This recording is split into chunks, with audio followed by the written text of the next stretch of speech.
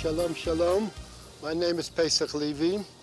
We're starting on a tour of the old city of Yerushalayim, the Kaisel Maravi, the western wall of the Harabayas, the Nekuda Panimi of Klal Yisrael, the yearning of Klal Yisrael throughout all generations, our parents and grandparents, to come to this point to daven, to be mispalel.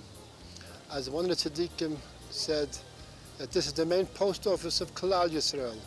All the tefillahs from the entire world all come to this point, to this holy wall, and here it is lifted to the Shemayim. Yerushalayim HaMelech, Chacham Mikol Adam, daven to Hashem by the Chanukas Habayos of the first Beis Hamikdash. Shomatu el Tchinas Amcha Yisrael, asher yispalu el Hamokim Hazeh. Our tefillahs should be niskabel. Klal Yisrael cannot live or exist without the Kaisel. As the Rambam says in Hilchas Kiddush HaChodesh, we have an haftacha from HaKadosh Baruch Hu that la yamush mipicha u'mipizarecha u'mipizarezarecha me'atu v'yad olam, that Yidden will always be in Eretz Yisrael. In periods of history, when Yidden were forbidden by the conquerors to go to the Kaisel, there were Jews who endangered their lives to come and daven at this holy wall with Mesiras Nefesh. Yerushalayim HaMelech built the first Beis Hamikdash, which lasted for 410 years. The Yidden went to Galus for 70 to Bavel, and they came back to build the second Beis Hamikdash, which lasted for 420 years. As the Romans destroyed the Beis Hamikdash, they did not leave the country, but they continued to occupy this holy land for another 600 years, with under the Roman occupation. Then the Muslims took over and conquered Eretz Yisrael until 900 years ago, when the Christian Crusaders came from Europe and they conquered Eretz Yisrael for 75 years. Then the Muslims came back and they continued to occupy this Eretz Yisrael until 450 years ago. The Turks took over until the time of the First World War. After the First World War, the League of Nations gave the mandate of Palestine to the British until 1948. A war broke out between the Jews and the Arabs, and the Yerushalayim and great parts of Eretz were captured by the Arabs, and no Jew was permitted to go to the Kaisel or to the Makom HaMikdash and for 20 years until 1967. And then another war broke out, and Eretz Yisrael was again taken by the Jews, and of course everyone could come to this holy city and this Nekuda Panimi, the Kaisel Maravi.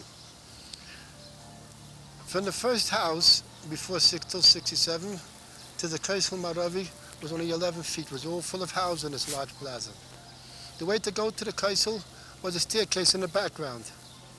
The narrow staircase was from the iron railing to the short wall to the right. And it continued on all the way along the Arab houses till the wall. After 1967, they widened and modernized the staircase. And a day or two after the 6-Day War, all these houses came down. And there was a tzaddik called Zayshat and the Rebbe. In 1948, they came to the Kaisel. He made with his finger, he told his people, as far Mashiach vet kommen, the Allah Heiser will not upgehen, all his houses will come down. And 20 years later, 1967, all the houses came down, and this large open plaza in front of the Kaisel was created. There are 3 different types of stones in the wall, you notice. The larger bottom stones from David and Shlomo's period. The middle stones of the wall are large, but as large as the bottom from Zman Bai Sheni. The upper smaller stones on the very top of the wall built by the famous Montefiore. When he came, he saw the Arabs were standing above and throw down garbage on the people who were davening. So therefore, to protect them, them, he built the wall higher. You notice on the second row from the bottom, you notice there's a brown Yerushalayim running right through. And that was the floor of the Kaisel area before 1967. The government uncovered the bottom 2 rows of stones, and that made the Kaisel area lower. That's why like a slope going towards the background. On the 5th row, you'll notice directly ahead of us, there are indents on the 5th row, And that's when the catapults of the Roman armies. The time of the Churban Habayis, the Romans tried to destroy the Kaisel, like they destroyed everything else. But no matter what they did, the wall would not come down. Because the Chazal tell us that Hashem swore to Klal Yisrael, the Kaisel stands till Mashiach comes. Even an atom bomb, one cannot destroy the Kaisel. But he did succeed in making indents a line that we see in the fifth row, how they tried to not succeed. On the very top of the wall, in the left-hand corner where it gets higher, is where the Shekhinah has always been seen throughout the ages. And it's been seen many times in different generation by different tzaddikim, the Shekhinah above the wall, in the form of a woman dressed in black. And it was always in the left-hand corner where the Shekhinah has been visible. The Kaisel is only one small section of the Kaisel. The Kaisel continues on and on till the end of the city. It's a complete wall along the western side of the Temple Mount. Not of the base of but of the temple area. And the reason why we do not see it, there's only one small section, maybe not even 20% of the wall between the men and the women section. You can see because the Arabs built up houses onto the Kaisel. Instead of building a house with 4 walls, they built a house with 3 walls and used the Kaisel as the 4th wall to their house.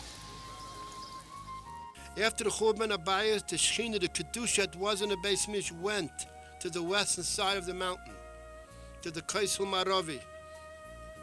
And the Shekhinah has been here ever since.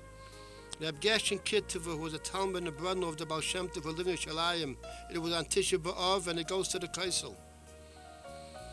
And he fainted. As we arrived, they asked him what happened. He said he just saw the Shekhinah dressed in black above the wall.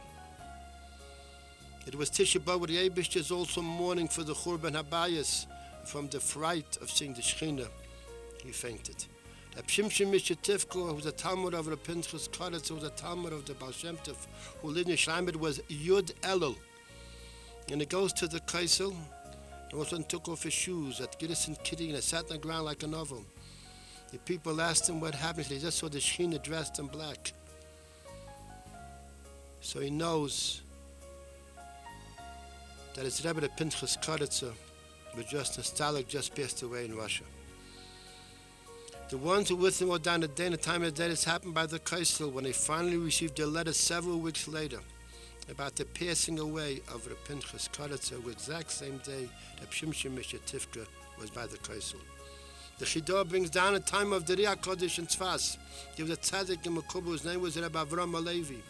And one time the Riyah Kodesh met Rabbi Avram and told him, I see on your face that you're going to die because you already accomplished your whole tachlis and purpose in life. So Rabbi Levi asked the Riyah Kodesh what I should do. I should be zachet to long life, to arichas yamim. He told me I should go to the Kaisel in Yerushalayim and there you should daven for arichas yamim. The Chidah brings down that Rabbi Avram Levi came to Yerushalayim, was here for 3 days by the wall. At the end of the 3rd day, picked up his eyes to the left side of the wall, and he saw the form of a woman dressed in black. He went back to Tzfas. He again met him. He told him, I see on your face that you were zeicha to see the Shekhinah by the Kaisel. Every time the Shekhinah has been seen, always on the left side of the wall where it gets higher. And that's why it's Mekubal. And accepting Shem, the Kaisel is all holy, all chashuv, but the left side is even more than the right. Self-understood why the left side. The left side is closer to the Kadshei HaKadoshim, which is above it, where the golden mosque is. We also have a little Messiah that the left side of the wall above is where in the time of the Akedas Yitzchak, the aisle, the ram was caught into the tree at that corner of the Mokim HaMikdash.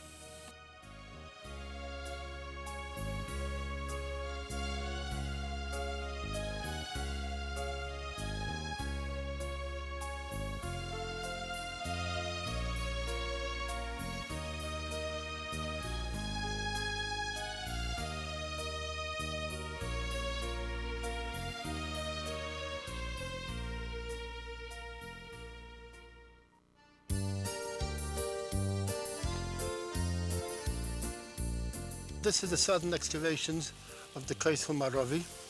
The most important excavations are right over here in front of us here. And this is the end of the Kaisel Maravi. This is where the western wall meets the southern wall at this point. And in front of us you see stones protruding out from the wall. This is known as the Robinson Arch. This was an arch that looked something like this. Over here was a staircase going up and around. The arch went, and there's an entrance into the Harabayas. Notice over here there are 4 large stones lying. They look like little doorways underneath. And these 4 stones was the base that kept up the ramp that went over it. The ramp went over it. This was what supported the ramp from above. At the time of the Beis HaMikdash, when Hudas rebuilt the Beis HaMikdash, Yosefin tells us he extended the temple area itself on the northern side and also the southern side. On the southern extension, he made a meeting place with pillars and columns, which had not the Kedusha of the Mokim HaMikdash, which is Machna Levy, but had only the Kedusha of the city of Yerushalayim, which is Machna Yisrael. This Robinson Arch went into as an entrance into this extension that Hudas made on the western side, and also on the eastern side one could see the remains of the line on the wall from the time of the second bias. Under the 4 stone, you notice that there looks like 4 doorways, but actually they're small little stores off the street level. There was a street running along the entire length of the Kaisel, from the stores over here until the wall. This is the back of the 4 stores. The front was facing towards the wall. So you used to walk along the street into one store, into a second store, into a third, into a fourth. I used to walk along the street from one store to the other. Along over here, we'll see in another moment, there's a lot of mikvois. There's about 3 or 4 mikvois here. On the other side of the wall, which is the southern side of the Harabayas, there's maybe 50, 60 mikvois. The whole southern area is full of mikvahs. For millions of people came to be Eile Regel, and everything had to be done with tahara, so there's mikvahs for everyone. They also found over here, they found large tunnels coming out from here, going all the way under the city, all the way till the Jaffa Gate. There are tunnels coming out from here, going out to the southern side. These tunnels were only used by Kahanim who were already Tohar. You have a Kain coming into the base mish who was Matai himself and all, and then comes with the throngs of millions. One touches the other, one touches him, and he becomes Tameh. So therefore, to avoid such a thing, they made special tunnels only for Kahanim who were already Tohar. These were gigantic tunnels. They're wide enough, maybe about 6 or 7 Kahanim to walk through the tunnel, through the width. Those are maybe 9 feet high. And every few feet there was an opening for light and air to come through. Every few yards there was a gate for the kohen to go in and turn around as he pleases. The halachos of Tumah v'Tahara. They found right below us over here, in the corner over here, we'll still notice in a moment, they found a stone. And on the stone was written the word Beis Tekiah, from Lushing, blowing shofar, Tekiah shofar. The Gemara says in the Sukkah they used to blow shofar every day 21 times a normal weekday in the Beis HaMikdash. They opened the doors in the morning, they blew 3 times shofar. They called Tameh Shel Shachris 9 times shofar. They called Tameh Shel Bein Abayim again 9. So 9, 9 and 3 is 21, a normal weekday. They came out of Shabbos late afternoon. On Friday they used to blow 6 extra times, the Mishnah says, to announce that Shabbos people should refrain from doing Malacha. And the Yosefin thought there was a platform on the southwest corner of the Harabayas. The kohen would go out late Friday afternoon to blow shofar to announce that it was Shabbos. And of course, it's not they found what the words Beis Tekiah as part of his platform. He used to blow shofar to announce it was Shabbos. And why they blew this from this corner, it's self-understood, because the populated area of Yerushalayim Bisman Habayis was to the west and to the south. It's the heart of the city where the shofar would be heard the best. That's why I blew from this corner. All the things that we see over here in front of us, to my left, is all from Bisman Habayis. Whatever is here to the right, these large white stones, is also all Goyish buildings, built 1,300 years ago, when the Muslims conquered Eretz Yisrael. They built houses onto the Kaisel. The aristocratic Arabs built palaces near the Kaisel. And it was all Goyish buildings, built by the Goyim 1,300 years ago. Only this side has the Kedusha to it. They found a stone right along the wall, a pillar, with the words Aspanyonis Kesa engraved in the pillar. So he was the Caesar of Rome in the time of the Churban Habayis. And Titus, who destroyed the Beis Hamikdash, was his son. And pillar mamish from the time of the Churban they found right along the walls over here to our right, the Turkish walls. I mentioned there are 3 or 4 mikvahs in this area. This is one mikvah. Other mikvah we just saw to the left of the steps. And over here we have a very interesting mikvah. Now you notice this mikvah has, in the middle of the mikvah there's a wall. That means this divides the mikvah in half. That means the one going into the mikvah and the one coming from the mikvah does not touch each other. It's like they used to tie in the form of a U down the staircase on one side into the water and out on the other side. There's a mission in the end of Shkolim. It says if you find kalim, vessels going into the mikveh, it's tamei. If you find kalim coming from the mikveh, it's tahor. So our mikvahs is the in and out is all the same. What the Mishnah tells us, if you find kalim on the right side of the wall or going into the mikveh, it's tamei, hasn't been covered yet. To find the kalim on the left, and coming outside the yitziyah, of course it's tahor because it has a cheskes tahor, it's been covered. Notice over here that there are steps. There are 3, 4 steps right in front of us. These 3, 4 steps plus this area over here to the left. There's a beginning of a street starting from here, going all the way to the upper city. And this is in the upper city. One could see in the Jewish quarter, the other end of the same street that you see over here by the Kaisel. The reason why this street is in the form of steps because this is an arch. The halacha is if for some reason a davar tamei under the arch, and there's an arch of a tefach above it, tumah doesn't go up but goes to the side. By walking over it remains tahor. So therefore they built here the streets in the form of an arch. No one should become tamei walking towards the harabayis or from it or near it. And this is built on arches here. So and underneath is an empty area of a tefach. So as they go up the arch steps, as they come down the arch steps. And the same thing over here, this is all hollow underneath over here. One can see it's all hollowed out. This is just an arch above. And one can see the steps on the other side. That was built the street that no one should become tamei by walking towards Haravayis and walking over an empty area of a tefach. And now this is the same staircase that we just saw. But it's on the other side of the other side of the arch. And you see the steps going up on this side. So now you have this side and the other side going up and down the staircase on both sides. And this is the larger arch. And the staircase on this side going up. And this was the main street starting from here going all the way into the Jewish quarter of the city. This is the street I just mentioned, running along the entire length of the Kaisel. And these look like these small stores along the street, and they found in these small stores a tremendous amount of coins and money. It seemed that these are the chalf and the money changing of the Beis Hamikdash. People came from all over with foreign money and to exchange it in Yerushalayim for Yerushalayim money for the Yantavim and the El Regel. It seemed that these were the stores, the banks of those years where this money changing would take place. This was the street, and this is a wide street. It's ran along the entire length of the Kaisel, from north to south, along the entire western side of the Mokim and Mikdash.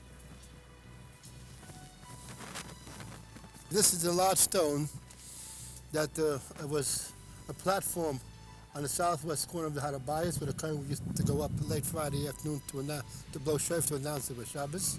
And you can see the words Beis Tekiah engraved into the stone. And it was on this side, as I mentioned, because it was in the center of the city, which was mostly to the west and to the south. These 2 lines along the Kaisel, running along from north and south along the wall, was made after the Churban Habayis by the Romans as a water canal to supply the southern garrison of the Roman armies that were stationed on the southern side of the Harabayis. There was a surplus of water to the north and a shortage to the south. And these canals were made, the water should flow on the northern side of the Mokim and Mikdash along the canals in the Kaisel and to the southern side for their army base.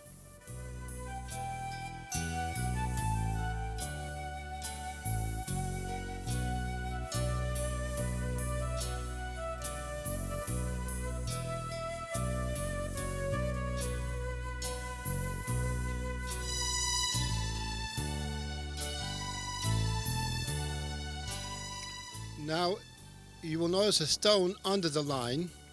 There's a whole pasuk written in this stone. It's the last kapitel in Yeshaya Samach Vav Pasuk Yudalid. It says, "Uri'isem v'sos libchem v'atzmeisechem kadeshen tifrachnu." That means there's going to be a gewaltige simcha when Mashiach will come. That the whole body become a little bigger, from the gewaltige joy, and when Mashiach will be.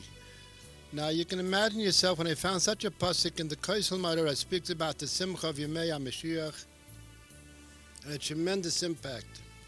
And of course, different people said different things, and this is what it seems to me. It says in Malachim Beis that there was a king. His name was Yeshua Melech from the Malchus Beis David. At that time, the Beis Hamikdash was close to 300 years old. Things have gathered over the years. He decided he wanted to clean out the Beder Kabayas. He sent the time to do the work, and as they were working, cleaning out over the Kadsha Kadosh, they came across a very old Sefer Torah.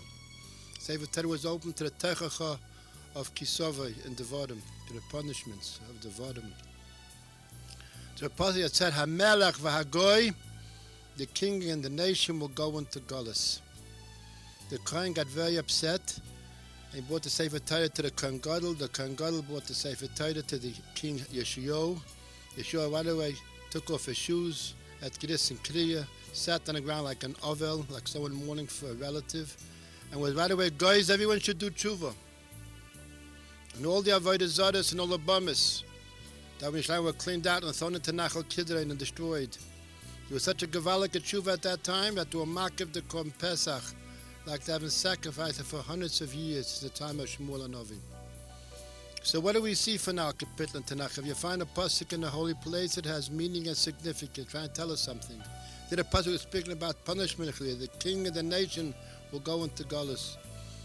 If we find in the Kaisel Maravi, which is our Kachi HaKadoshim, not a pasuk of punishment, Chalila, pasuk speaks about the simcha and the joy of Yemei HaMashiach. We should have a emunah b'tochen and a strong faith b'korev. We'll be zeichet to participate in that simcha, and we'll be makiv the korbanos like we haven't sacrificed for close to 2,000 years. Yeshua Hashem kedafayin. We should be zeichet la'alois v'leiruos l'shtachavois b'bayis hagodol v'hakodesh hazeh b'korev.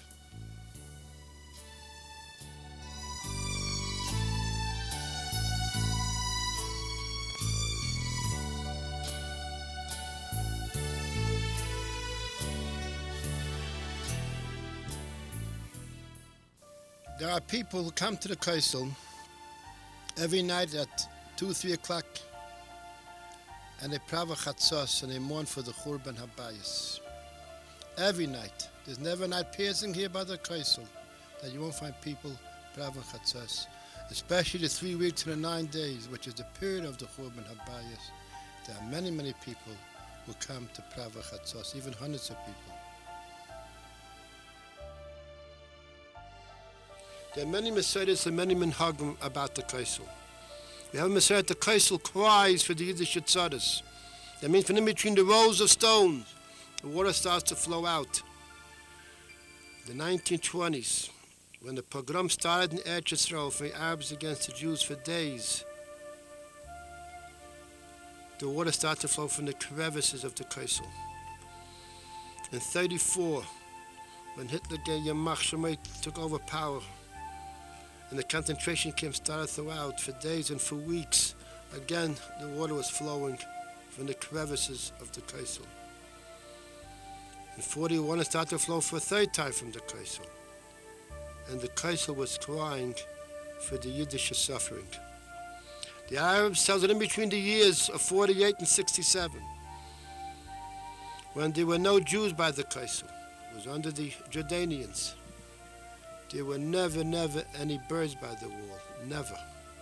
And mamish the minute Jews took over the Kaisel at sunup of Wednesday morning of 67, the birds came back with the soldiers together. And the birds have been here ever since. Especially the Vesikim Minyonim. When it gets light in the morning, and even more than during the year, the birds start to gather around the Kaisel. And they fly around and around, and they sing so beautifully. You can hear that birds are davening as the people are davening. You know, when the sun rises, the whole creation, the whole Bria sings praise and Shira to Hashem. The birds and the animals and the beasts and the malachim, the chayes, the all sing Shira. You can hear the birds are davening as the people are davening. Somebody has any problem at home, and he goes for 40 days to the kaisel without missing a day, davening for the same purpose all the time. He's sure that HaKadosh Baruch Hu will be makabel and accept his tefillah. There are many Meseres and many menhagim about this Indian in Yerushalayim. A very famous story of a very big surgeon. He was married for 20 years without children. And both he and his wife came every day to daven shachris by the place. And right after that, he had his first child, his first son. Then his wife gave birth to a little girl. A woman came from abroad. Her little boy became 5 and 6 years old and did not start to talk. The mother came specifically to Yerushalayim to daven for her little son. And even before she left home, she received a letter that her little boy started to talk. There was a couple in Gula, and they were married for many years without children. They started to go for 40 days to the Kaisel. They went for another 40 days to the Kaisel. And now Baruch Hashem, there's a simcha in the family. Right after the war in 1967, a new religious woman came to the Kaisel, and she was mavaza the wall. She said the Kaisel has no kedusha, only old historical stones. So much blood has been spilled because of these stones. And as she insulted a mavaza the Kaisel, her face became paralyzed, her mouth became twisted, and that's how she left the Kaisel area in the summer of 1967.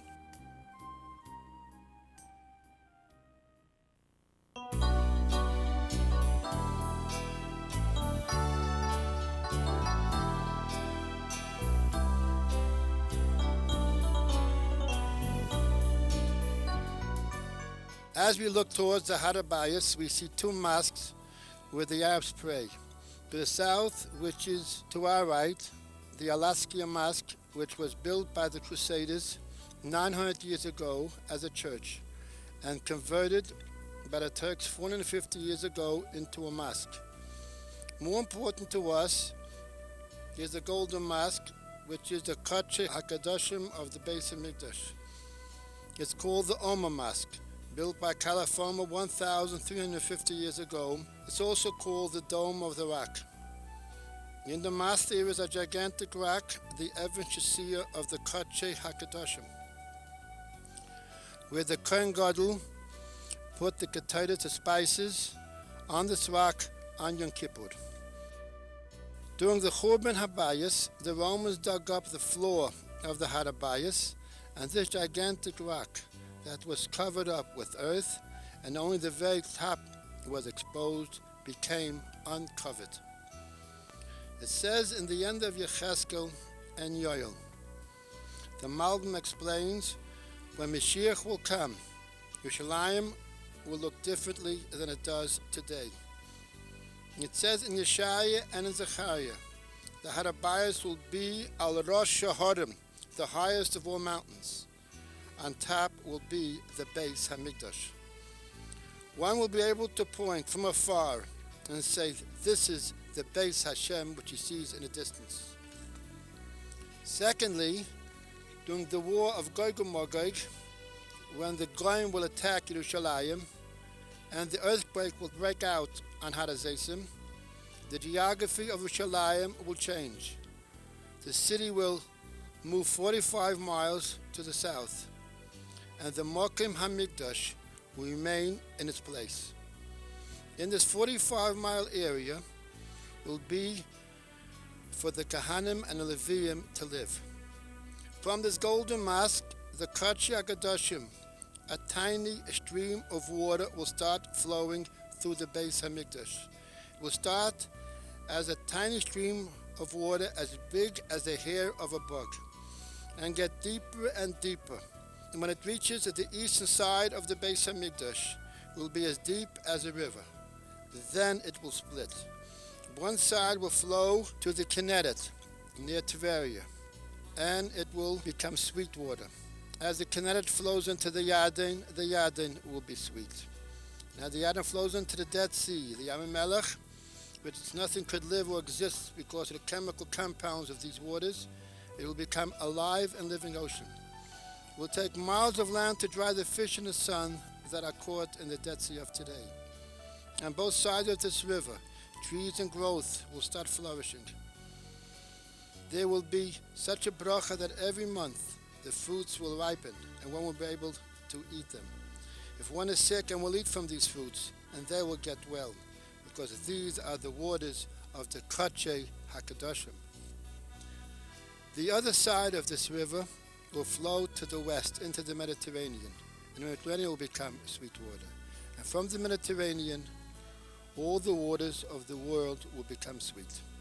This Nevuah of Yecheskel, and Yel should be Niskayim, B'Korev, and we should be Zachit, to Hiratzmul Fenecha, Shiyabona Beis Hamikdash, B'Korev, B'Mehele B'Yameinu.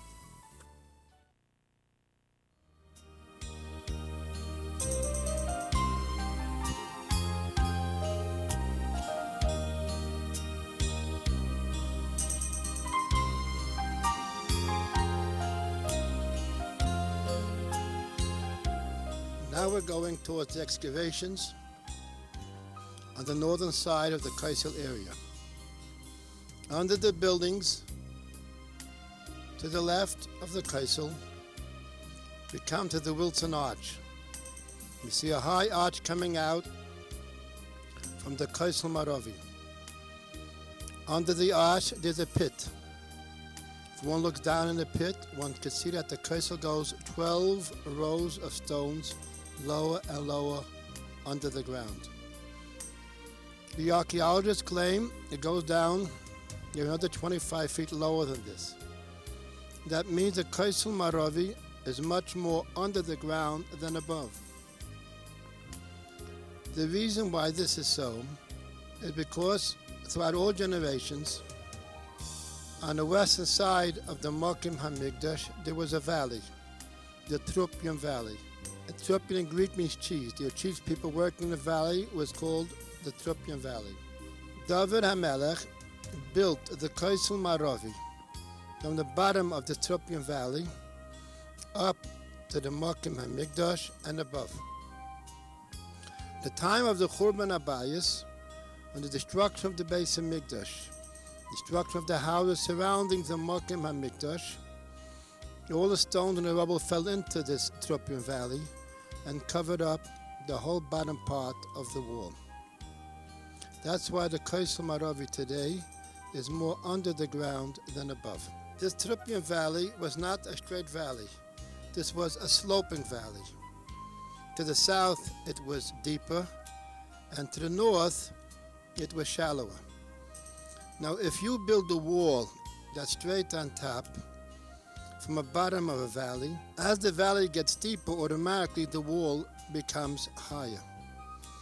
As the valley gets shallower, the wall becomes shorter.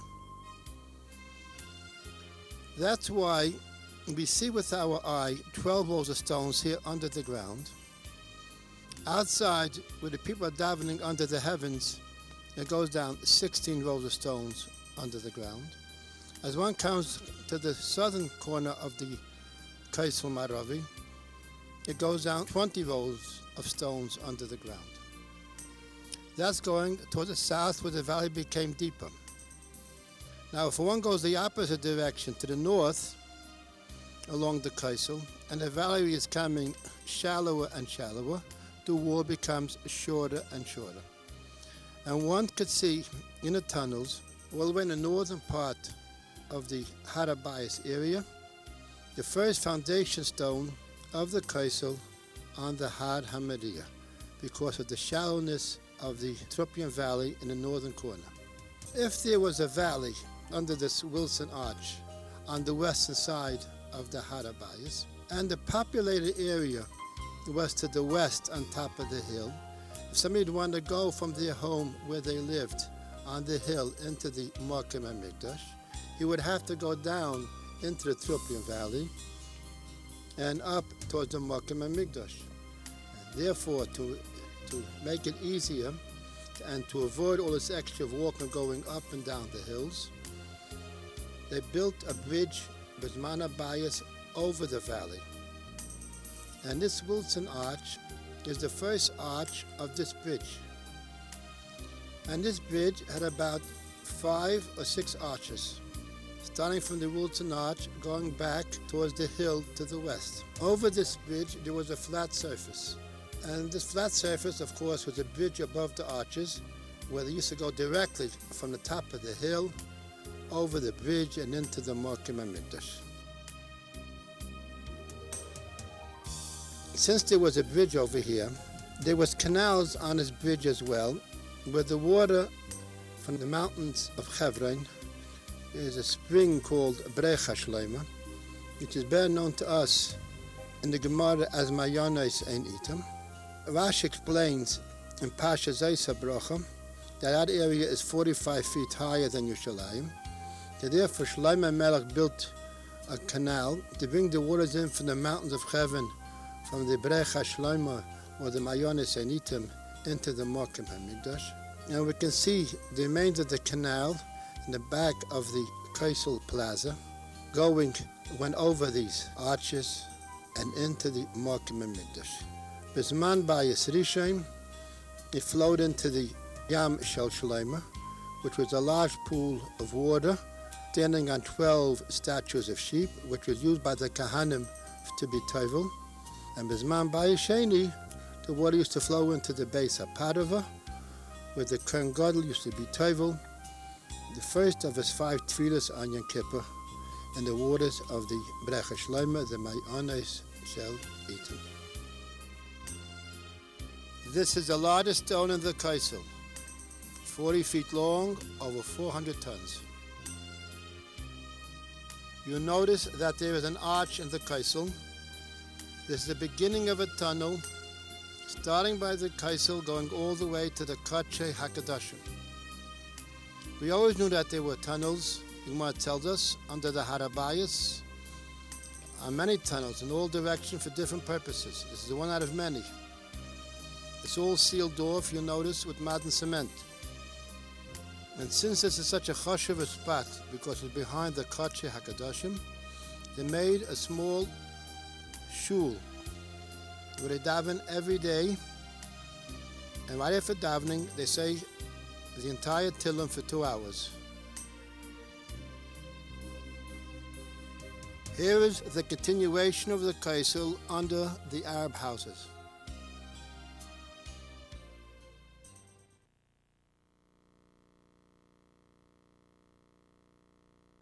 We are now in the northern side of the old city of Yerushalayim, the Via Dolorosa, and the Kaisel ends near the Via Dolorosa till this point. This is an Arab section of the city, but it's very important to the Christians, and that's why along the entire street is full of churches. At the end of this street, there's a gate in the walls of the old city called the Lion's Gate, the Sharoyas. There are 2 sets of lions engraved in a stone above the gate.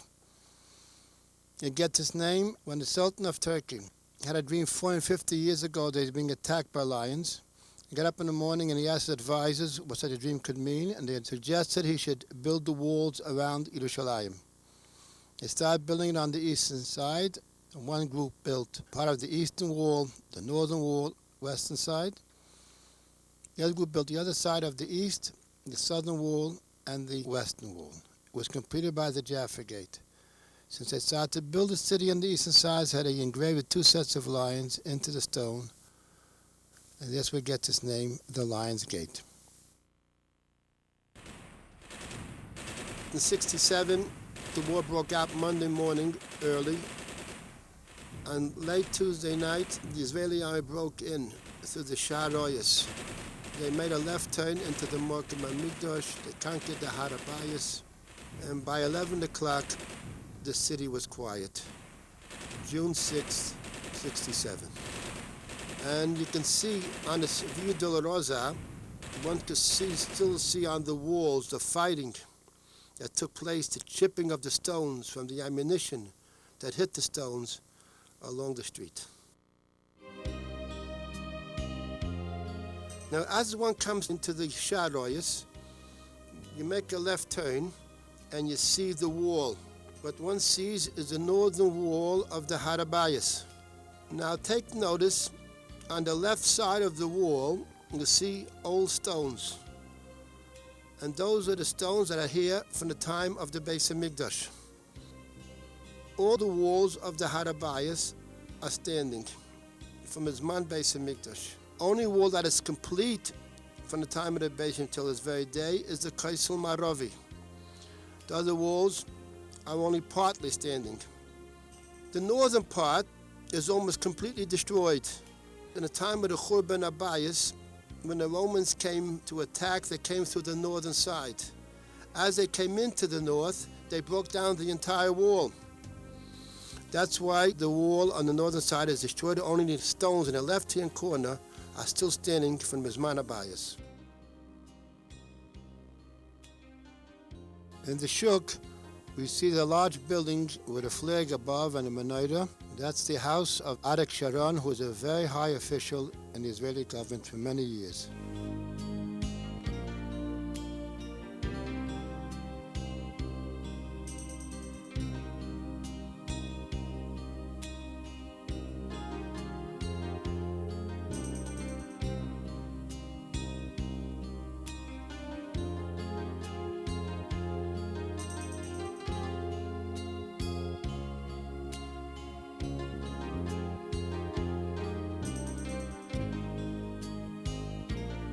As we're proceeding, you notice these large stones on the ground protruding. These are the stones that were found in excavations, and they're here from the time of the Beis Hamikdash. You will notice here is the shul. It says Titus Chaim, and this Titus Chaim is a very old yeshiva that's here for many years, from way before 48. In 1948, when the war broke out between the Jews and the Arabs took over the old city. This yeshiva had an Arab neighbor living next door who used to take care of the shul. And when he saw how the Arabs are destroying all the shuls and all the Mekomis Hakdashim, he went ahead and took out all the Sfarim and Sifri Titus that were in the shul and hid them in a side room. The shul was undercover for 20 years, from 48 to 67. And the Jews came back in 67. The Arab came out with all the Sfarim and Sifri Titus that were from the shul. Over the years, he passed away, and his brother took over, was also watching the shul. And now I understand his son is still living next door and still in charge of the shul. Also, this is all the Arab section of the city. There are many shuls here in the Arab section, but in Midrashim and Yeshivas. There are many Jewish families living in this section. All from Mishpachas, all young families with lots of children, all mothers with tichlach. You can see a mother walking through the streets here with 6 or 7 children running after her, strollers and carriages, and getting stronger all the time throughout the entire Muslim area of the city. As we're passing here, you notice there's another shul. It says Chazon Yecheskel. It says Young Israel. The shul is used 7 days of the week. During the week, it's a kollel, a yeshiva called Chazon Yecheskel. And on Shabbos, there's a Young Israel minyan.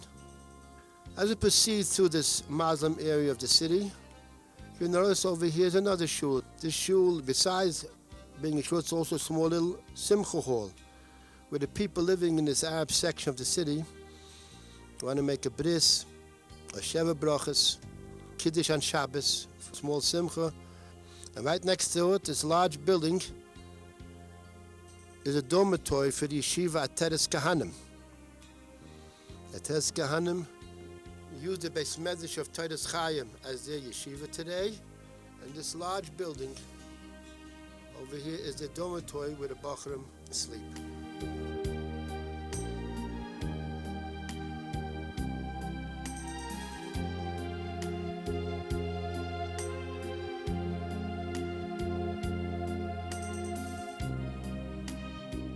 This is the Kaisel HaKatan, the small Kaisel Maravi. This courtyard is in between the Arab houses that are built onto the wall. The larger lower stones from the Zman Abayas and the smaller upper stones the Arabs built to make the wall higher, so they can build their houses onto it. We see clearly the fourth wall to the house is the kaisel. The kaisel was built bisman habayis without cement between the rows of stones, but each row was indented 1/3 of an inch on each side, our side and also the Harabaya side. There was a slight inward slant to the wall as you go higher up the wall on both sides. Since the stones are huge and everything is pushing down with the force of gravity and have a wider base on both sides, that keeps the stone in place without any cement. The Chazal tell us the stones of the kaisel were put in place al pines. Each stone jumped into its place by itself, one on top of the other. That's the lashon in Chazal. The kelim that was used in the houses of Yerushalayim bisman habayis were all stone vessels, plates and saucers, because it's not makabel tumah. It never becomes tamei. They colored the kelim to beautify it, but only stone. This is an opening into the Mokim and Mikdash, but this is an Arab opening, not from the time of the Beis Mikdash, and this is the Kaisel Maravi. That means the Arabs broke through the Kaisel Maravi to make this entrance. Now, the halacha, to put your foot on the second step, which is already the Kaisel Maravi, is forbidden la halacha, because you're putting yourself into the Mokim and Mikdash, which is for us, of course, also not Torah. This outer step is already outside of the Kaisel area, and of course this will be permitted, but not the second. The Gemara tells us in the time of the Beis Mikdash, they were makadish to chodesh al pidiyah. There was all calendar luach. When the witness went out to look for the new moon, they came to Sanhedrin, to the Bezdin to say Edis. The Bezdin would question them. If they were satisfied, they were kosher. Edis had makudish hachodesh was the first day of the new month. The Bezdin needed only 2 witnesses, but sometimes hundreds of people would come. The Bezdin said, we don't need you. People become very discouraged. So therefore, to encourage the people, everybody was questioned as a matter of procedure. You really accomplish something by coming. They used to make big parties, big sudas, to encourage the people. This took place in an area called Beis Yazik. This Beis Yazik is up the staircase, a little bit to the right. It's with this large open area for the sudas, for the bisman habayis, for the Eidim who came for the Kiddush HaChodesh. You notice over here, white little building. You see the architecture a little bit different than the others. This building is built 450 years ago by the Turks for the purpose of water storage and water distribution in Yerushalayim. There are several buildings like this in the old city, and all for the same purpose of water. Till 78, there was a wall from one side of the arch to the other. Then this was the way to go from the kaisel. There was also a hole in the wall. Friday night, when there are large crowds coming from Kabbalah Shabbos, the Arabs saw what time the Yidden are passing here and put dynamite on a time clock and figured that next Shabbos, Chalil v'chas, hundreds could go. They didn't realize that every week the day gets longer. It was May 69, the difference from one Shabbos to the other in 6 minutes. The Sfada Sheminyanim daven early and pass through. The European type daven later and were still by the kaisel when the explosions went off. A young man going to the kaisel late that Friday night was near the explosions and sent to Hadassah Hospital. There was nothing wrong with him, Baruch Hashem. I had a good 2-hour walk home on supposedly injured legs. Only thing that happened here that 6 Arabs living in the apartment above the arches were killed and injured. There's a minig by the kaisel to put kvitlach, to put notes into the wall. This minig comes from the Heilig Yerushalayim, Yerushalayim HaKadosh, one who wrote the Pirush and the Chumash. When people came to him for brachas and Yeshuas, he used to tell them they should write a kvitl and put into the wall. In 72, a man comes from the States This man came for one purpose to Israel, to look for his son. He knew his son was somewhere in his country, but did not know where. I guess Leshon wasn't too close in that family. The parents know where the children know where the parents. But today we have generation gaps, and the father comes looking for his son, doesn't know where, he comes to the kaisel. He writes a note, puts it into the wall. As he puts a note into the wall, right nearby is another note sticking out from the kaisel. It arouses his curiosity. He pulls the note out from the wall, and he starts to read it. There's a note that his son wrote when his son was by the kaisel, with the name and the address written on it. The Himmel Shazach in 72. In 73, there was Yerushalayim, a younger man sitting by the kaisel. He's having a lot of feeling, a lot of kavanah. He writes a kvittel. He puts a note into the wall. A tourist walks over to him and asks him, "Why are you davening so?" Tells him he's a young man, has to think of his shidduch and marriage. To get married, just holds a fantastic amount of money. So therefore he's davening. Well, how much money do you need to get married? About $30,000-$40,000. That was the price for the apartment then. The man takes out his checkbook, writes out a check for the full amount, right by the kaisel in 73. In 75, there was a tour from Johannesburg, from South Africa, a goyish tour. They were in a hotel in Yerushalayim. There's one shiksa and one guy on the tour. She's very dissatisfied with the room they gave her at the hotel. She complained to the management that you change her room. They're very sorry. High season, things are booked. They bring this goyish tour to the kaisel, and the guy they had tells them the Jews have such a meaning they put notes into the wall. The shiksa takes out a pencil and paper. She writes a note, puts it into the wall. She gets back on the bus. She walks into the lobby of the hotel. The chambermaid comes running after her. They just found another room, and you could be changed. It was mamish murdik. The whole tour saw how she put the note into the wall, and 10 minutes later she had a hotel room. It was a murdik kiddush Hashem. It seems to me the reason why the shiksa went into so quickly.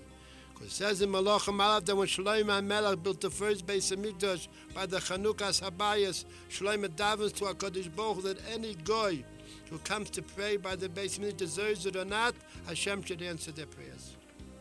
If a Yid comes to daven, if he deserves it, it should be answered, otherwise not. A goy should always be answered. Rash Mefarshim explain why, because if a goy will come to pray and the Hashem will not answer, he'll say the Beis HaMikdash is nothing. A Yid has to have betochen. So if he deserves it, should be answered. A guy should always be answered. Seems that this shiksa was answered so quick with the hotel room, where Shlomo HaMelech davened for in advance. In 69, there was an elderly couple, afraid to travel, sickly people. They were never in Eretz Yisrael, and the husband became very sick. You should never know what he had. He had a ruptured gullet. That means whatever this man ate, instead of food going down, the food went up. The man suffered terribly. He went to the biggest specialists and doctors, but no one seems to help him. He gets up one morning and he says to his wife, "I just had a dream." He dreamt that he was standing by the kaisel in Yerushalayim and he was davening. As he walked away from the kaisel, he walked into a restaurant. He sat down and he ate normally. His wife said, "You had such a dream. Let's go meet to the kaisel." They arrived here in the spring of 69, goes over to the kaisel, starke davent, he suffered so. He writes a kvittel, puts it into the wall. As he walks away from the kaisel, he says to his wife, he's very hungry, maybe she has something to eat. So she says she has some string beans in her pocketbook. It was a very sick man, only special type of food. He ate the string beans normally. And as they came back to where they were staying, she had some chicken cooked. He sat down and he ate the chicken normally. For the next 8 years of this man's life that he lived, he never knew that he was sick from that minute on. A young man is leaving New York and his father says to him, "When you get to the kaisel, put a note into the wall. I should find my sister. I've seen sister now for 50 years, doesn't know where she is nowhere. Put a note into the kaisel." The young son comes to the kaisel, he writes a note, puts it into the wall, walks away from the kaisel. A young boy by the kaisel passes by, picks up the note and runs after him. "How do you know my mother?" This boy's mother was the father's sister. He found his sister by the kaisel. These two young ones were first cousins. Just a while ago, they brought 150 Russian Olim who just arrived in the country. going to Shabbos to Yerushalayim in a hotel to teach about Yiddishkeit, about Shabbos. And Friday afternoon, they bring this group of 150 to the Kaisel. The one who was with them tried to explain about the Beis Hamikdash and about the Kaisel. And he tells them that we Yidden have such a minig, we put notes into the wall. After this little talk, the whole 150 walk over to the Kaisel. There's one woman on the group. She takes out a pencil and paper. She writes a note. She puts it into the wall and she starts to talk. She spoke very loudly. Everyone heard what she said. She said, Yerushalayim, I'm all alone in the world. I have no family. I have no mishpacha. Hashem should help. I should find mishpacha. Friday night after Suda Shabbos, she goes out for a walk. And she can't find her way back to the hotel. Dark streets, a strange place. She notices a woman walking down the street. She goes over and asks her for directions back to the hotel. The woman gives a direction. The woman says to her, "Ooh, you look so familiar. You look just like my mother. What's your name?" "Goldman." "My name is also Goldman." "Where are you from?" "I'm also from that town." These two were first cousins. She had a tremendous mishpacha in Yerushalayim. And by Shabbos afternoon, they made a family reunion for her. Friday afternoon, she davened for mishpacha. And by Friday night, she had a tremendous mishpacha in Yerushalayim. There's also a minhag by the Kaisel to put on tefillin. This was started by Lubavitch Chassidim right after the war in 1967. Anybody doesn't look for him, kindly put tefillin on. Standing by the table of tefillin, there was a young soldier with a khaki uniform, with a beard and payas, a frum boy. Anybody doesn't look for him, he approached, kindly put tefillin on. All of a sudden, approaching comes a middle-aged career officer of the Israeli army. See, the man wasn't just a young man who was there for 2 or 3 years, but this is a professional soldier, a man of age, with a young son. This young soldier goes over to him and asks him, kindly put tefillin on. And he starts saying, he doesn't believe in tefillin. He doesn't care for tefillin. He never wears tefillin. No tefillin for me. He starts to talk to him. It's a mitzvah. It's a holy place. It's the Kaisel Maravi. We don't charge any money for tefillin. That's how the course of conversation starts. Yes, tefillin, no tefillin. Goes back and forth a few minutes. Finally, this young soldier goes over to the table of tefillin, takes the tefillin shayad in his hand, and walks over to this officer. This officer, he was a general in the Israeli army. He was a very high general. He was the commanding officer of the Golan Heights, of all the northern battles. This general was always known for his fight against frum soldiers in the army. The frum boys tried to keep out of his sight as much as they could. This young soldier with tefillin shayad in his hand goes over to this general and tells him, "You're General so-and-so," tells him his name. "You were the commanding officer of the Golan. I was also in the Golan, and you were my commanding officer." The general had 1,000 soldiers on him, doesn't know which one, but everyone knows who the high officers.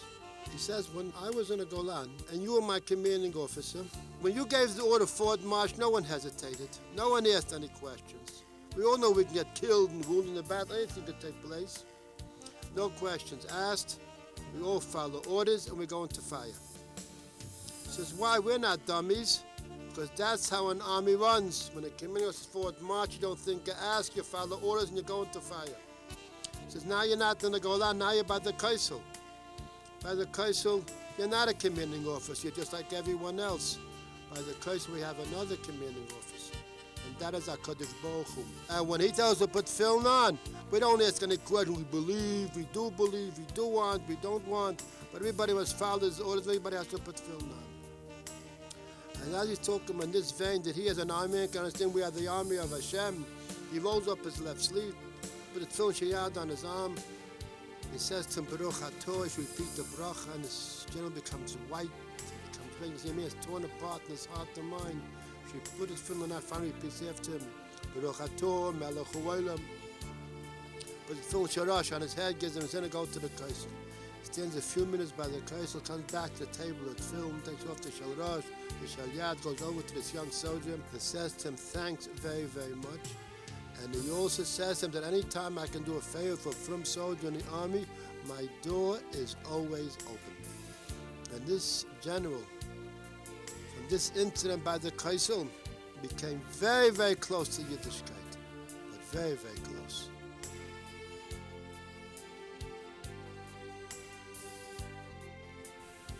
There is a minig by the Kaisel, started by the Mendel Gaffner Zechon Levracha in the 1970s, where 3 times a year, hundreds of Kahanim gather by the Kaisel for Nesiyas Kapayim, to be Ma'ayir Rachmim on Klal Yisrael, Chalamayt Sukkos, Chalamayt Pesach, and the Rosh Chodesh of the Yortzeit of Aaron HaKoyim.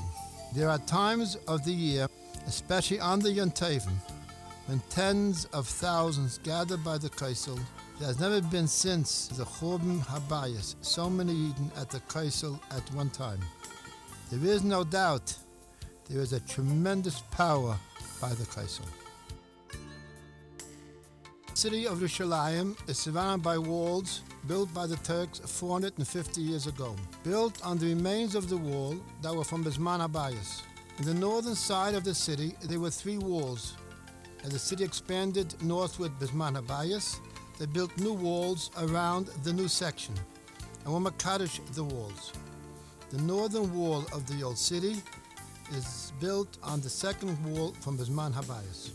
You'll notice that the northern side of the Mokim HaMikdash has 4 towers. Since the Habayis has valleys on all 3 sides, in the north it's all flat, it's more difficult to attack when there is a valley than when it is flat. Therefore, in the time of the Churban Bayis Rishon, the Babylonians attacked from the north. Bisman Bayis Sheni, King Hurdas built a fortress on the northern corner of the Habayis, named Mivtza Antonius, after the Caesar of Rome. On Shiv Asa B'Tammuz, the Romans broke through the second wall of Yerushalayim, which is the wall of the old city.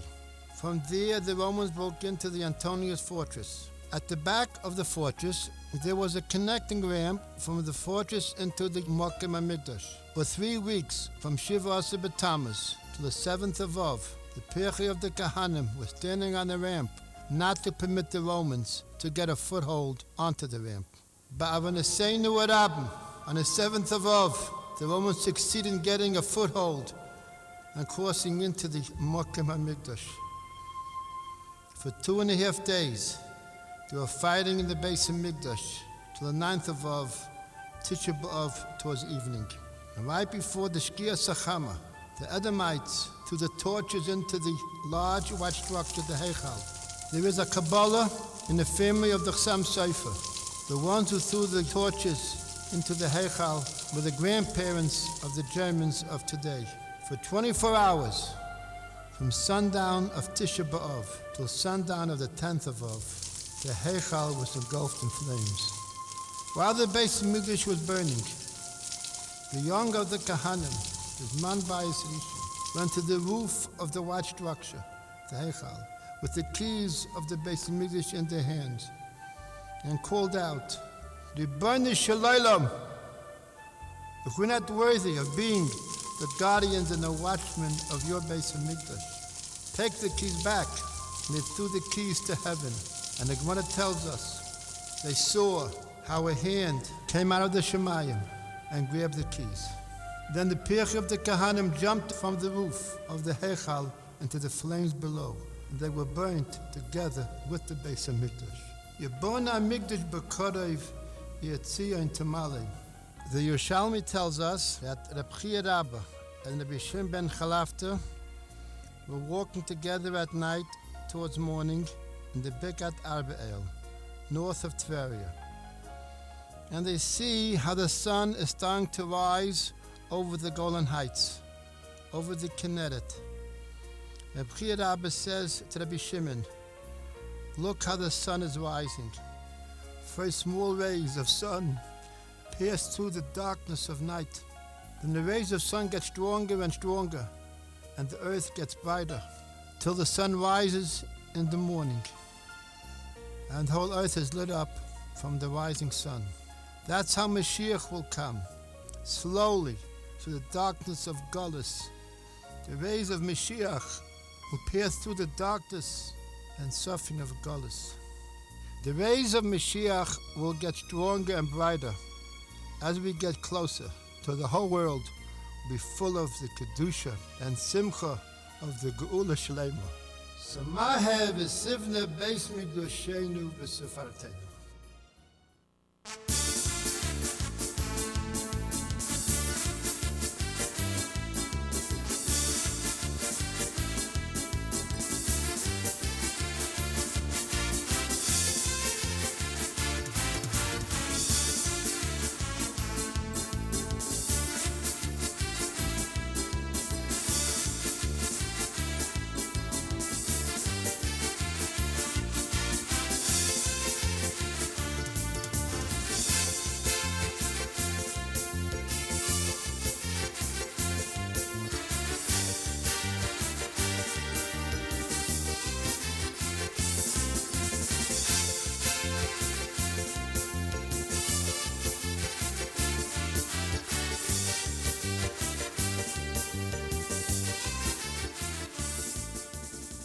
When in Eretz Yisrael, to join our guided tours of the country, the most comprehensive, in-depth Torah tours of Eretz Yisrael, with all the history, Chazal, Tanakh, and Kivrei Tzadikim.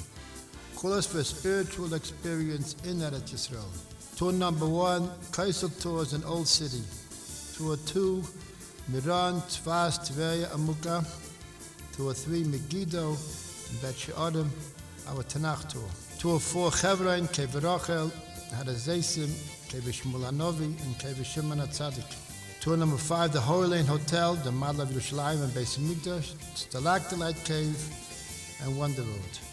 Tour 6 is Golan Heights. Tour 7, Metzada, and Gedi, Qumran, Dead Sea.